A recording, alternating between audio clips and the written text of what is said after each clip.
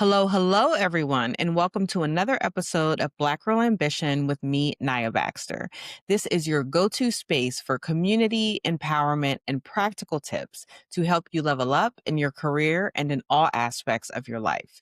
Here, we have real conversations about navigating corporate careers, entrepreneurship, wellness, and Black womanhood. If you've been around for a while, you know I like to describe Black Girl Ambition as equal parts executive level coffee chat meets Sister Circle meets Motivational Masterclass. Black Girl Ambition is not just a podcast, it is a movement.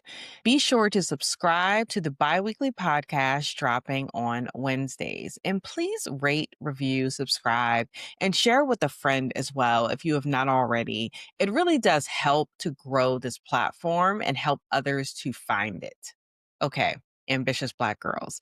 Today, we're switching it up, and I'm doing another solo episode. Since launching Black Girl Ambition about a year ago, I've done two so far, so this is my third one. And I felt compelled to do it as I reflected on how far this platform has come.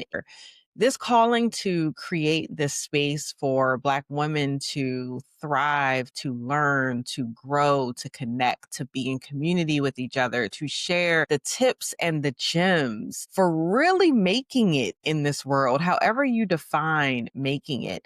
That calling has pulled me and stretched me in ways that I was absolutely, positively not anticipating. In a little over a year, I've gone from this being just an idea to launching and starting by interviewing my friends, the badass women that I know and have in my network who I tap to be my first guests on this platform, to expanding and interviewing dozens of badass women across all different industries. We're talking founders in finance, media, products, brand marketing, fashion, food, tech, and corporate executives, authors, career coaches, therapists. Each of my guests have been highly ambitious, visionary women who, frankly speaking, if you're looking at it from the outside in, they seem to accomplish more than most do. Their careers also don't fit neatly into little boxes. They didn't necessarily follow a defined career path along the way. But the obvious question that comes to mind, at least for me, is how do they do it all? Because all of us are balancing our ambitions, but we're also balancing life.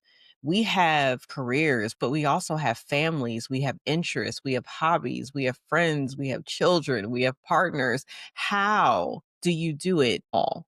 That's the ultimate question. While these women's industries, their resumes, their accomplishments may vary, what I notice as the common denominator is the way that they approach their hustle. The way that they approach their hustle is very, very similar. And I have seen very clear patterns in how these women, these dozens of women that I have interviewed, how they operate. And, let's just be clear how I operate too, because I am a whole badass over here and I'm not even going to be humble and pretend like I don't know that. Okay. Let's take a page out of Grace Masoro's book. She was actually one of my guests last season. We had a fantastic episode together called Humility is Holding Us Back.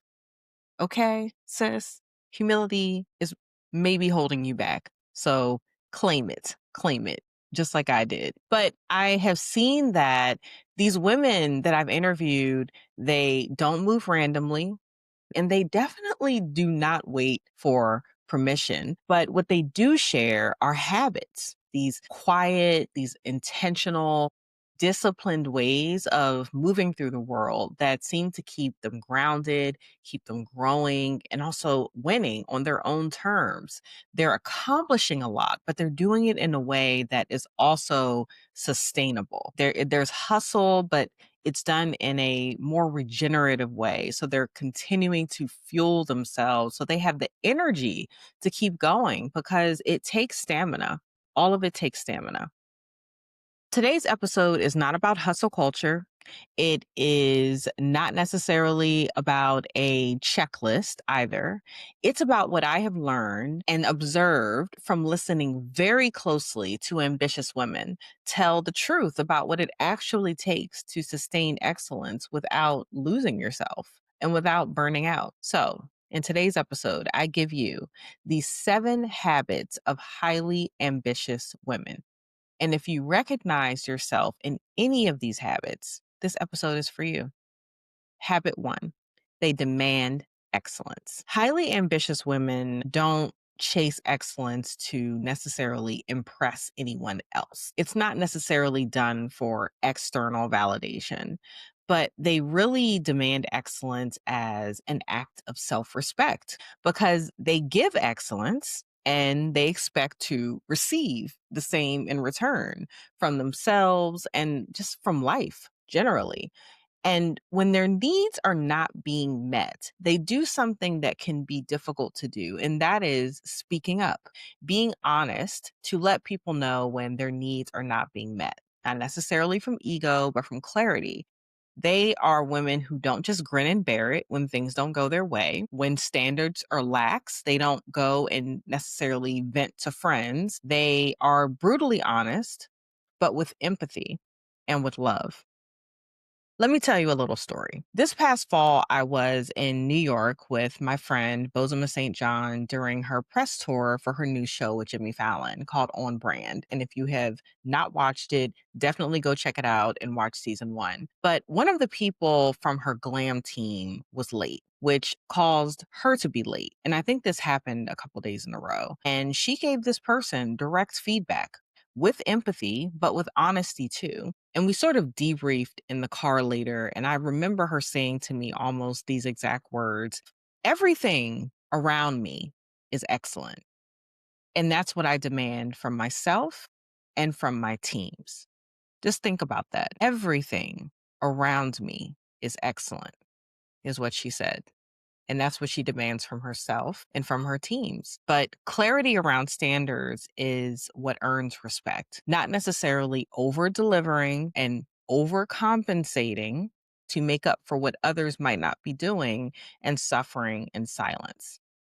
I wish more of us moved this way, but I think we get caught up with the fear of being labeled difficult or people pleasing, which brings me to habit number 2. Their people pleasing era is over. Did you hear me? Their people pleasing era is over.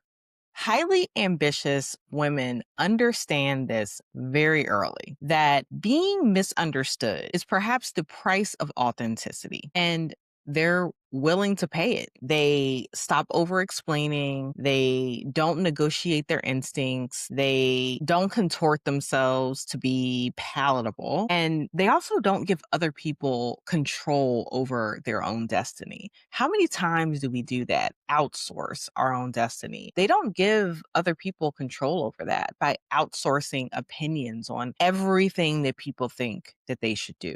I know I've spoken about this topic before because I feel quite strongly about it.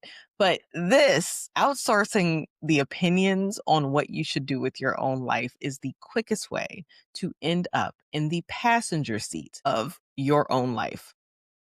Rejecting people pleasing requires courage, definitely, strong confidence, and a strong internal compass and vision for one's life. I grew up an avid people pleaser, always looking for the gold star from everyone on everything, from teachers to parents, gold star. And to a large extent, I do think that women are socialized to be this way, to be people pleasers, to put everyone else first, to keep everyone around them happy. And I think that that is bullshit, steeped in patriarchy, honestly. On the other hand, I do have to admit that sometimes it's people pleasing that we do for the people that we love and who love us. The people who are closest to us, they want the best for us and they want to keep us safe and keep us comfortable. So, I understand that these are 2 entirely different extremes. There is people pleasing wrapped in patriarchy and how women are socialized, and there is people pleasing because we are friends and we are siblings and we are partners to people who love us, who want to protect us and to keep us safe.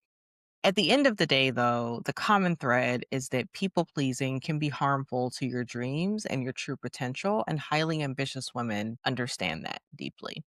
I think back to my recent episode with Claire Solmers, the founder and editor in chief of Fashion Bomb Daily, the fashion media platform with over 2.2 million followers.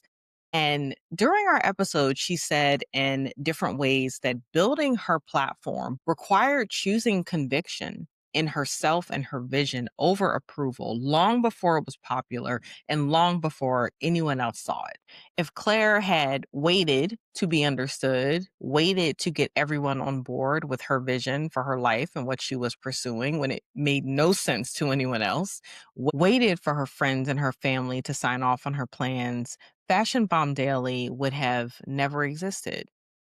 And what a tragedy that would be. Which brings me to habit number 3. Highly ambitious women know exactly what they bring to the table. They are obsessed with mastery in their craft. No matter what that craft is, they study, they read, they refine. They are relentless about learning everything that there is to know about their area of interest and expertise.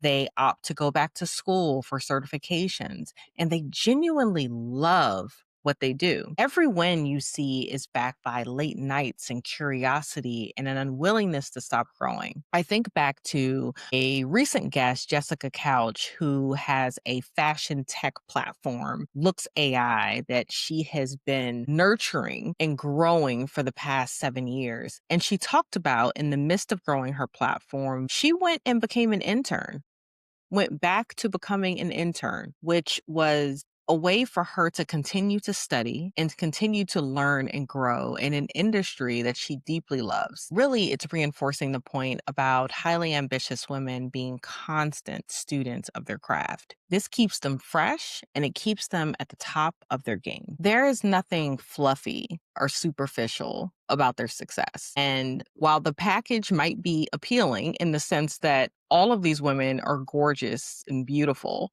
their success is built on nothing superficial. It's a whole lot of substance, a whole lot of confidence, and a whole lot of perseverance. Like, don't even get it twisted. This brings me to habit number 4. Highly ambitious women keep their circle tight. Access is earned, it's not assumed. Highly ambitious women are very intentional with their time and who gets proximity to their energy and their ideas. They show up absolutely for the people important to them, the people who show up for them, but they don't give away proximity without discernment. Not everybody gets to come. And I do think that it's something that comes with maturity, it comes with lived experience, with understanding that not everyone needs access to you. And that's not arrogance, that is wisdom. That is discernment. And we should lean into that wisdom and discernment. Habit number 5. Highly ambitious women rise early. They don't do this to prove anything to anyone else. They use the time to pour into themselves. This isn't about waking up at 5 a.m. and grinding right away, answering emails, getting on conference calls. That might be necessary sometimes. But really, the 5 a.m. wake up or the early morning wake up is a ritual and time to be intentional about pouring into themselves before the world starts taking, because it will take. We all know that. Morning stillness is these women's strategy. It is their strategic advantage. They start their days journaling, exercising, meditating. They don't start their day in reaction mode. Waking early allows highly ambitious women to be very structured and diligent with their time throughout the day, starting early, beginning work early, and a routine around bedtime in the evening as well. Kiara Fenderson, who's one of my prior guests, is CEO of the Ambition Studio, and she talked about burnout and what that taught her in terms of rest and reflection, not being rewards. These are really requirements for sustainable ambition, ambition without burnout.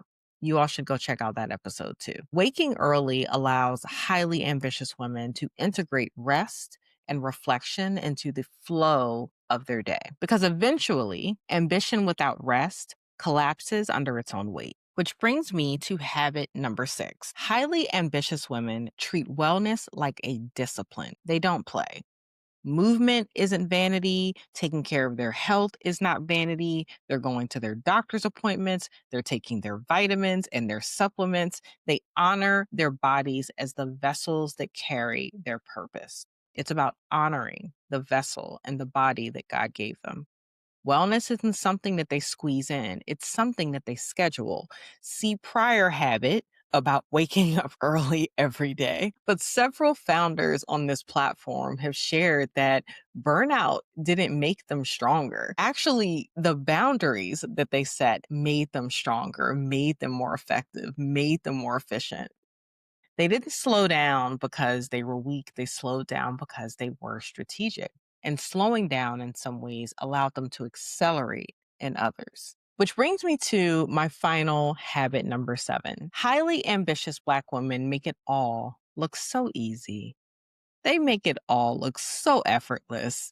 But sis, it's not. We all know that. It is not. But let's be clear. It's not magic. It's damn sure not effortless. It's the systems that they have put in place, the support that they have, the habits and rituals that they have built over time, mindset and manifestation. They make it all look easy because they've done the work that most people never see, both inside and out. My former guest, Janice Omedeki, who is a tech founder and entrepreneur, talks about this a lot in our recent episode, and she likens it to training like an Olympian. She is an entrepreneur, she is a tech founder, but what that takes, the elite level of performance that takes through her mind and her body, she likens to training like she is going to the Olympics.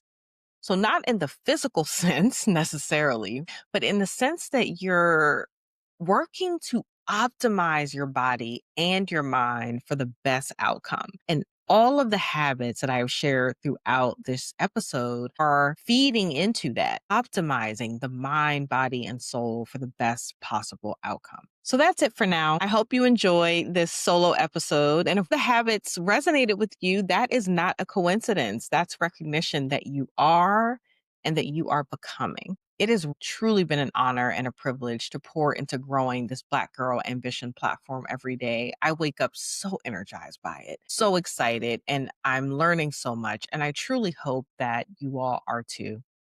Thank you for rocking with me. And thank you for tuning in to this week's episode of Black Girl Ambition, where we dream big, move boldly, and build legacy on our own damn terms.